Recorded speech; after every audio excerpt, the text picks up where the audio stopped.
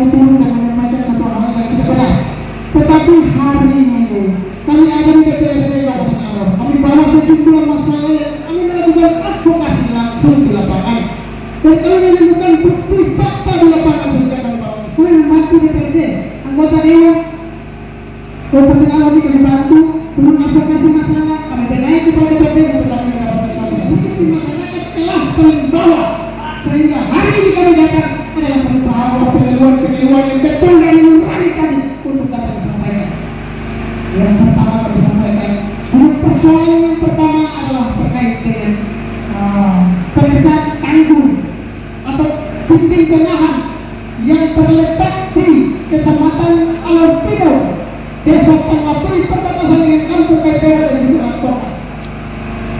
Ini merupakan anggaran APBN.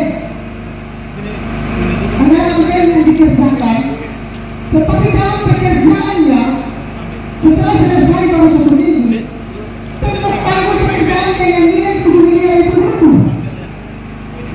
Dan kami melakukan advokasi di lapangan. Kami menemukan bahwa ternyata dikerjakan menggunakan belahan batu. Ternyata dikerjakan menggunakan belahan batu. Dan seluruh pekerjaan itu kami berubah bahwa tidak sesuai spek yang dikerjakan atau tidak sesuai berat rencana kerja yang ada. Tanggul itu dapat menahan sekitar 10 meter tingginya itu tidak ada paralon atau tempat pembuangan air, sehingga di dalam itu penampungan air itu tanah yang apa material yang dipakai untuk menutupi itu bukan material primer.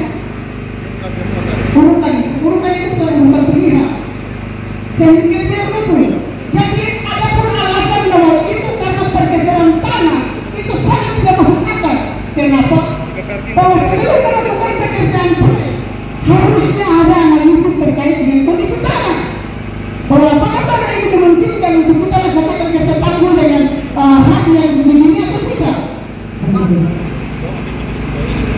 Itu yang pertama. Yang kedua, di dalam pelaksanaan proyek pekerjaan tanggul itu ada persoalan terhadap tenaga kerja.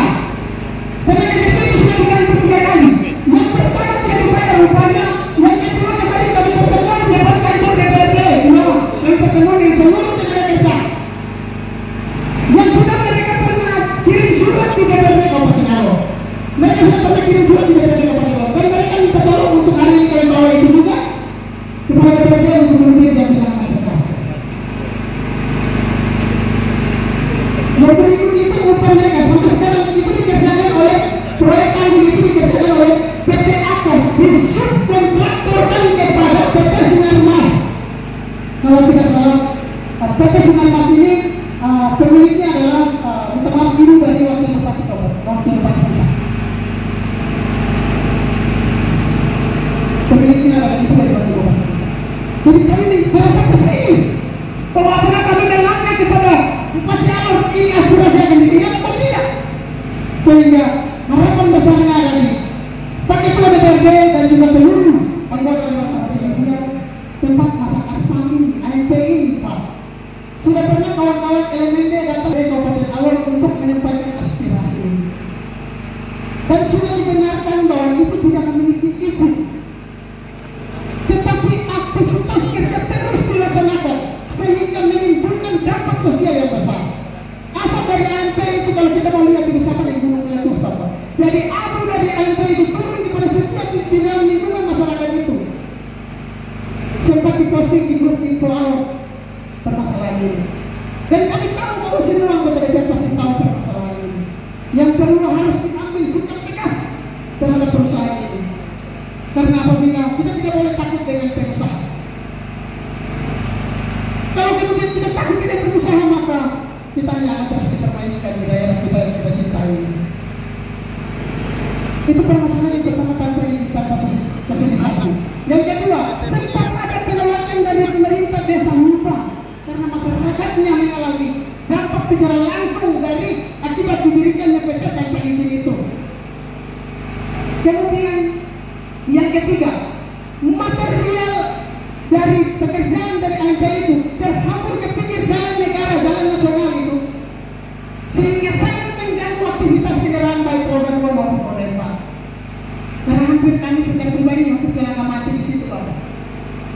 Coba kamu bayangkan saja waktu kami demo soal Seroja, itu sampai di depan kejaksaan, laporan kejaksaan itu patah, kami dituntut 7 tahun penjara di Polres Salor, dijadikan tersangka, Pak. Tetapi perusahaan yang merusak fasilitas negara tidak diapa-apakan. Itu memang tidak ada keadilan hukum di daerah ini. Saya sendiri sebagai orang yang ditersangkakan di kejaksaan yang dialog, ditersangkakan 7 tahun penjara karena merusak fasilitas umum. Tetapi perusahaan yang jelas-jelas merusak fasilitas negara, jalan nasional di jalan nasional tidak diproses. Tidak diproses. Bagaimana penegakan hukum di kabupaten ini, Alor ini? Kenapa tidak diproses?